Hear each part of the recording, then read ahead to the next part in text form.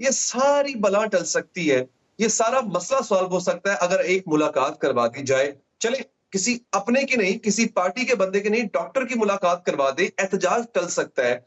ये लोग फिर भी इस्लामाबाद आएंगे, आप इनको रोकेंगे, वो नहीं रुकेंगे तो आप इनको मारेंगे, कुछ लोग गिरेंगे, कुछ लोग जख्मी होंगे, कुछ नाखुशगवार वाकया भी हो सकता है।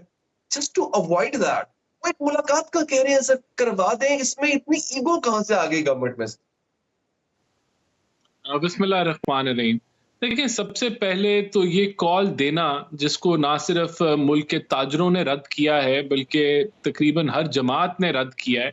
यहाँ तक कि पीटीआई की अपनी जमात से आवाज़ें हैं कि हमें एहतजाज नहीं करना चाहिए उस वक़्त जब मुल्क के मफादात जो हैं वो मजरूह होने जा रहे हों इस एहतजाज से, और जब दुनिया भर से जो एससीओ के ममालिक हैं वो पाकिस्तान मौजूद हों।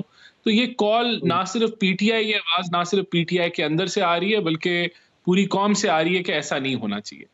अब इस चीज़ ये जो बात है कि उनको अगर मिलवा दिया जाए, तो मेरे ख़्याल से तो अगर मुझे एग्ज़ैक्टली नहीं पता कि क्या वजह है कि नहीं मिलवाया जा रहा है, लेकिन अगर मेरा ख़्याल है, मैं आपको सिर्फ़ अपना ओपिनियन दे रहा हूँ कि अगर मिलवा दिया जाए तो हो सकता है एहतजाज जो है वो कल से ही शुरू हो जाए। तो खान साहब तो वैसे भी जो है, मैं समझता हूँ कि जब चाइनीज़ मिलवाएं तो सदर का मैं अर्ज करूं सर, वो तो ये कह रहे हैं कि अगर आप हमें मिलवा देते हैं तो फिर हम एहतजाज की कॉल वापस ले लेंगे। उनकी तो एक ही शर्त है, वो पूरी कर दें सर। आई नो कि दीगर कैदियों की मुलाकात पर भी पाबंदी है, बट एक स्पेशल केस समझते हुए इसको मुलाकात करवाएं, क्योंकि उनकी अपने लीडर के सेहत को लेके खदशात। आप मुलाकात करवा दें, वो अपने लीडर को देख लें, कोई एक आधा बंदा जाके डॉक्टर देख ले जाके, बात खत्म हो जाएगी सर। देखिए, ये तो यानी कि पाकिस्तान के जो मफादात हैं, उनके ख़िलाफ़ काम करने के वो शराइत रखवा रहे हैं कि हमारी अभी भी वो शर्तें मनवाना चाह रहे हैं। उनको ये नहीं नज़र आ रहा और ब्लैकमेल कर रहे हैं वो हुकूमत को। इसका मतलब है कि आपकी उनकी नीयत बड़ी क्लियर है। मैं तो आपको ये कह रहा हूँ कि ये बिल्कुल मुमकिन है कि अगर वो खान साहब से अगर मिसाल के तौर पे इजाज़त मिल जाती है, और खान साहब तो मुझे लगता है वो कहेंगे आप लोग कल से ही एहतजाज शुरू कर दें।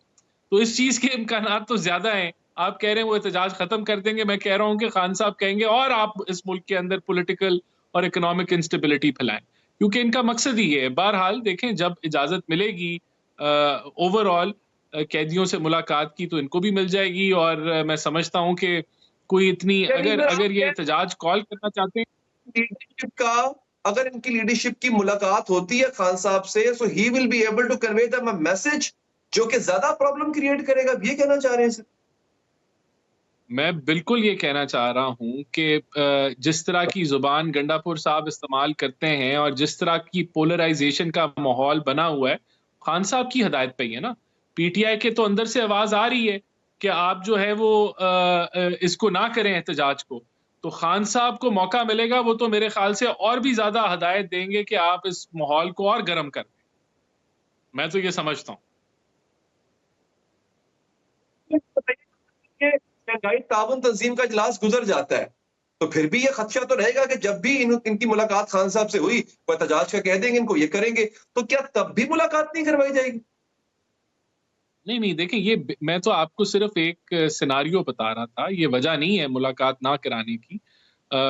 मेरे ख़्याल से ये अभी तो खान साहब ने ही कहा है ना कि एहतजाज करें, तो इसलिए एहतजाज हो रहे हैं। उनकी पुरानी हिदायत थी कि अब आप जलसे छोड़ें और एहतजाज करें, तो उसको फ़ॉलो करके तो वो तो मुल्क के अंदर इंस्टेबिलिटी फैला रहे हैं।